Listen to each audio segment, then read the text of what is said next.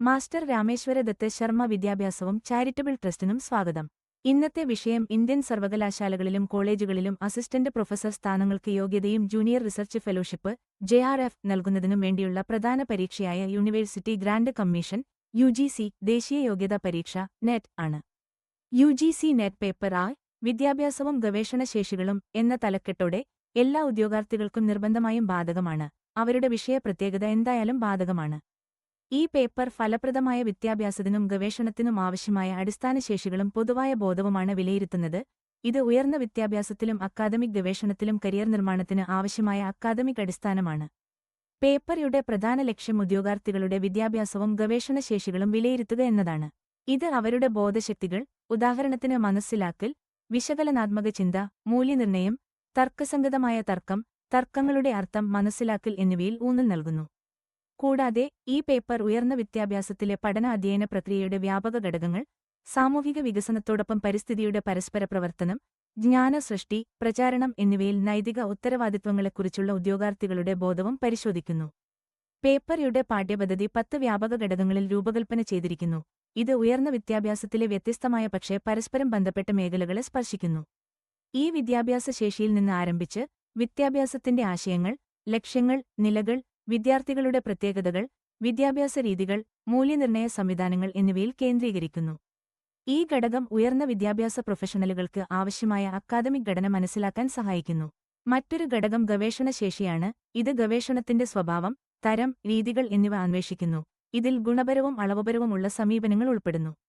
ഇത് ICT പ്രയോഗങ്ങൾ, ഗവേഷണ നൈതികത, ശാസ്ത്രീയ എഴുത്ത് കഴിവുകൾ എന്നിവയുടെ പരിചയവും നൽകുന്നു. ഇതിലൂടെ അക്കാദമിക് ഗവേഷണത്തിന്റെ ബഹുമുഖ സ്വഭാവം പ്രകടമാക്കുന്നു. പേപ്പറിൽ മനസ്സിലാക്കലും ആശയവിനിമയവും സംബന്ധിച്ച ഘടകങ്ങളും ഉൾപ്പെടുന്നു.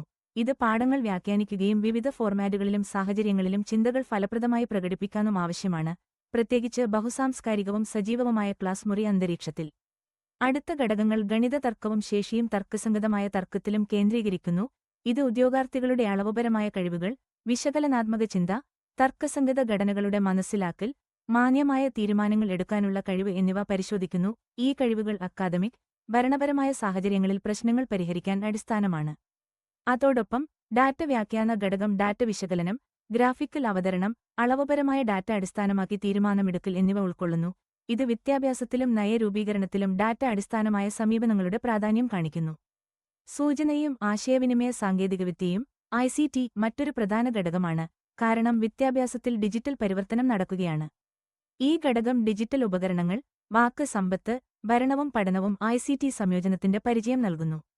അതോടൊപ്പം മനുഷ്യർ, വികസനം, പരിസ്ഥിതി എന്നീ ഘടകം സ്ഥിരത, പ്രകൃതി സമ്പത്ത്, പരിസ്ഥിതി ഭരണവും ആഗോള പരിസ്ഥിതി സാഹചര്യവുമായി ബന്ധപ്പെട്ടിരിക്കുന്നു. ഇത് അധ്യാപകരുടെയും ഗവേഷകരുടെയും വ്യാപക സാമൂഹിക ഉത്തരവാദിത്വങ്ങളെക്കുറിച്ചുള്ള ബോധം വർദ്ധിപ്പിക്കുന്നു. അവസാന ഘടകം ഉയർന്ന വിദ്യാഭ്യാസ സംവിധാനത്തെ കേന്ദ്രീകരിക്കുന്നു. ഇന്ത്യയിലെ അതിന്റെ ചരിത്രപരമായ വികസനം, ഭരണസംവിധാനം, മൂല്യാധിഷ്ഠിത വിദ്യാഭ്യാസം, ആധുനിക അക്കാദമിക് നയങ്ങളുടെ വിശകലനം എന്നിവ ഉൾക്കൊള്ളുന്നു. ഇതിലൂടെ ഉദ്യോഗാർത്ഥികൾ അവരുടെ പ്രവർത്തനസ്ഥലവും നയപരമായ സാഹചര്യവും മനസ്സിലാക്കാൻ കഴിയും. സാരാംശമായി, UGC NET പേപ്പർ ആ വിദ്യാഭ്യാസ മികവിന്റെ ഒരു വാതിലായി പ്രവർത്തിക്കുന്നു.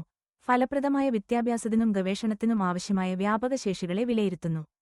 ഇത് ഉദ്യോഗാർത്ഥികളെ അവരുടെ അക്കാദമിക് പങ്കും ഉത്തരവാദിത്വങ്ങളും പൂർണ്ണമായി മനസ്സിലാക്കാൻ പ്രേരിപ്പിക്കുന്നു.